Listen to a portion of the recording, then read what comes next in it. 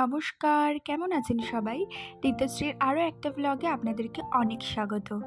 দেখতেই পাচ্ছ সকাল সকাল আমার শাশুড়ি মা এসেছিল, একটু ছেলেকে নিয়ে বসেছিল আর আমি একটু গল্প করে নিচ্ছিলাম। তারপর আমি এখানে আমার ঘরটাকে ক্লিন করে নিচ্ছি। সকালবেলা উঠেই আগে বেডটাকে চেঞ্জ করেছিলাম, মানে বেডশিটটাকে চেঞ্জ করে নিয়েছিলাম।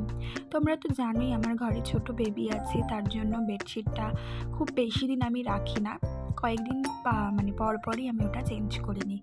কারণ ও যেহেতু ছোট, ও তো বোঝে না, ও বেডশিট মুখে যেহেতু এখন হাত দিতে শিখেছে, তো বেডশিটের মধ্যেও মুখ দেয়।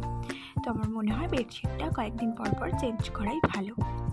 তারপর এদিকে চলে এলাম রান্নার দিকে। তো ভাবলাম যে আজকে তাড়াতাড়ি রান্নাটা সেরে ফেলি, কারণ রান্নাটা হয়ে গেলে মনে হয় কি একটা কাজ মাথা থেকে নেমে গেল। মানে রান্নাটা যতক্ষণ না হচ্ছে মনে হয় যেন একটা চাপ রয়েছে, রান্না করো, তারপরে ঘরদর পরিষ্কার করো। তার জন্য আগেই ভাবলাম যে আজকে রান্নাটা আগে করি, দেন সব কাজ করব। রান্না করতে করতে এদিকে চলে এসেছিলাম, ছেলেকে একটু অয়েল ম্যাসাজ করে দিলাম, তারপরে ওকে স্নান করিয়ে নেব। স্নান করাই ওই 11 থেকে 11:30-র মধ্যে, বা কোনো দিন 12টাও বেজে যায়, কিন্তু 12টার মধ্যে আমি চেষ্টা করি ওকে স্নানটা করিয়ে নেওয়ার। কারণ শুনেছি যে 12টার পর হয়ে গেলে নাকি অনেক বেলা হয়ে যায়, তো 12টার মধ্যে ওকে স্নানটা করিয়ে নেওয়ার চেষ্টা করি। আজকে কী রান্না করলাম সেটা আপনাদের সাথে একবার শেয়ার করে নিই। রান্না করেছি হচ্ছে ডাল, লাউ দিয়ে আর সজনে ডাঁটা দিয়ে, আর করেছি তেল পটল আর চাটনি, ব্যাস এটাই করেছি। আর দেখতেই পেলে যে ভাতের মধ্যে আমি একটু পেঁপে সেদ্ধ দিয়ে দিয়েছিলাম।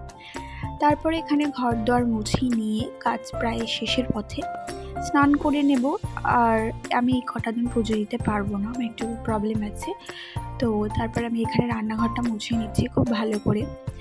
আর সবাই জানিও সবার পয়লা বৈশাখটা কীরকম কেটেছে না কেটেছে। আমার কীরকম কেটেছে না কেটেছে সেটা তো তোমরা দেখতেই পেয়েছো। খুব সিম্পলভাবে কাটিয়েছি।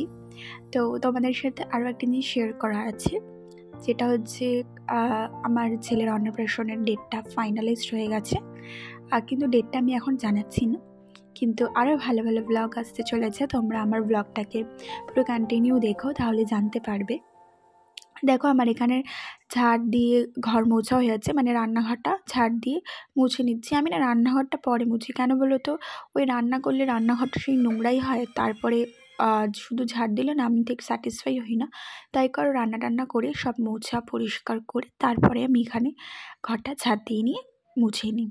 তারপরে ঘরে এসে দেখি আমার পাপা খেলনা নিয়ে খেলছিল, মানে ও ঘুমাচ্ছিলো, ঘুম থেকে উঠে খেলনা নিয়ে খেলছে। আর এখানে আমার স্নান টান করা হয়ে গেছে। চলো আজকে দেখিয়ে দিই আমার ছেলে অন্নপ্রাশনের কার্ডটা প্রথমে আমি এখন ওপর থেকে দেখাচ্ছি, পরে ভেতর থেকে তোমাদেরকে দেখিয়ে দেবো। আজকে ভিডিওটা এইটুখানি, ভালো লাগলে লাইক শেয়ার কমেন্ট